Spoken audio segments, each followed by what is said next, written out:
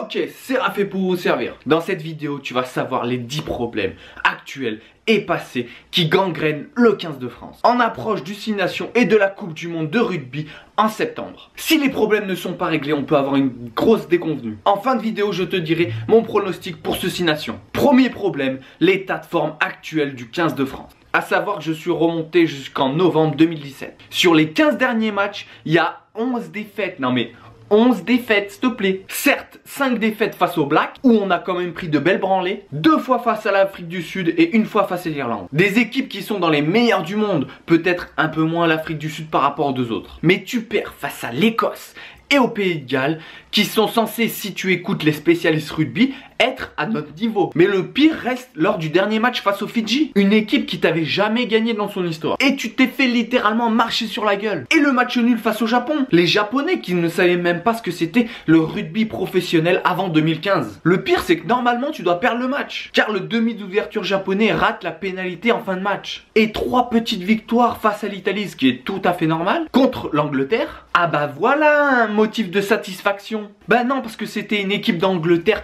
malade qui a perdu contre l'Écosse et l'Irlande et qui finit 5e du tournoi. Et bien sûr contre l'Argentine que tout le monde a cabossé déjà. Alors c'est bien de les avoir battus, mais c'est pas ce qui sauve ton bilan. Deuxième problème, c'est l'absence de victoire dans le 6 Nations. Car ça date pas d'aujourd'hui. La dernière fois qu'on a gagné le tournoi, c'était en 2010. Ça fait quand même 8 tournois que tu gagnes pas. Et certainement un 9e cette année. C'est la plus grosse disette de l'histoire du 15 de France. D'habitude, tu gagnes le tournoi toutes les 2 à 4 ans maximum. Et ça peut jouer dans la tête des joueurs parce qu'on va sans cesse leur rabâcher qu'ils n'ont pas gagné le tournoi depuis 2010. Troisième problème, le classement mondial. On est 9e dans ce classement. C'est historique, on n'a jamais été aussi bas. C'est pas normal qu'une nation comme la France soit à la 9e place. On ne fait plus peur aux équipes, on n'inspire pas la crainte dans les yeux de tes adversaires. Quatrième problème, l'état d'esprit. En fait, c'est le vrai problème du rugby français, ça. On se voit trop beau comme il y a 15 ou 20 ans. Mais ça, c'est fini maintenant. On se dit qu'on est l'équipe de France et forcément, vu qu'on s'appelle 15 de France,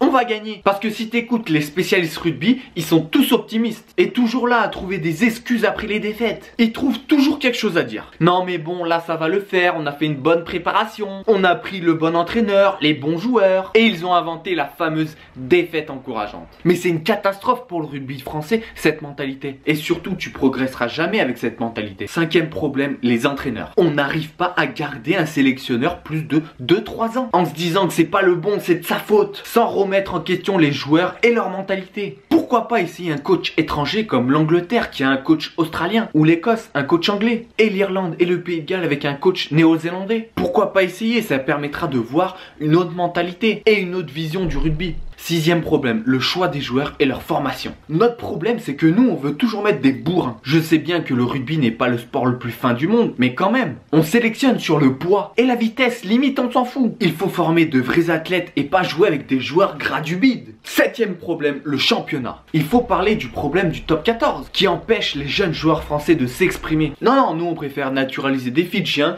ou des joueurs d'Afrique du Sud, au lieu de faire confiance aux jeunes, qui sont l'avenir de cette équipe. Surtout qu'il y a une bonne génération qui arrive. Huitième problème, le temps de jeu effectif pendant un match. On a un championnat avec le temps de jeu inférieur aux autres championnats. Ou les matchs de l'équipe de France avec un temps de jeu inférieur avec le reste des meilleures équipes mondiales. Mais c'est normal car les joueurs ils ont l'habitude de jouer, allez j'ai plus les chiffres en tête, mais ça doit être 50 minutes sur 80. Alors qu'en Irlande ou en Angleterre, ils peuvent jouer 60 minutes. On a pu constater lors des matchs qu'ils craquaient vers la fin et c'est tout à fait normal. Neuvième problème, le public. Même le public, ils sont pas derrière leur équipe. Les audiences télévisuelles, ils sont en baisse. Ils ont même eu du mal à remplir le Stade de France. Ils se font même siffler à la fin du match, comme par exemple contre le Japon. Et ça, c'est quand même très rare dans le rugby. Alors qu'ils sont déjà en difficulté, alors si t'as pas ton public derrière toi, ça va être très compliqué. Pour ça, on peut demander aux joueurs de Marseille. Le dixième et dernier problème, enfin j'espère, ils vont se faire écraser au tournoi. Il faut juste regarder le calendrier. Ils reçoivent le Pays de Galles, peut-être la meilleure défense du monde. Ils sont en pleine forme avec 9 victoires de suite, donc une défaite pour l'équipe de France. Un déplacement en Angleterre où t'as pas gagné depuis des années, qui eux se sont très bien reconstruits après l'échec du tournoi de l'année dernière. Cette défaite va être très dure à encaisser. Tu reçois l'Écosse qui est une très bonne équipe, très rapide, qui nous a gagné l'année dernière chez eux 32-26 et qui eux ont réussi à battre les Fidji. Ah, ça sera une défaite encourageante. Mais après un déplacement en Irlande, la meilleure équipe du monde en ce moment, donc là, sans surprise, ça sera une grosse branlée. Une équipe qui est abonnée à la cuillère de bois depuis quelques années, qui prend branlée sur branlée, et là tu pourras accrocher peut-être un nul ou une victoire à l'arrache. Et tu vas finir 5ème du tournoi. Sur ce, on se revoit bientôt pour une prochaine mêlée. Je suis abonné. Abonné.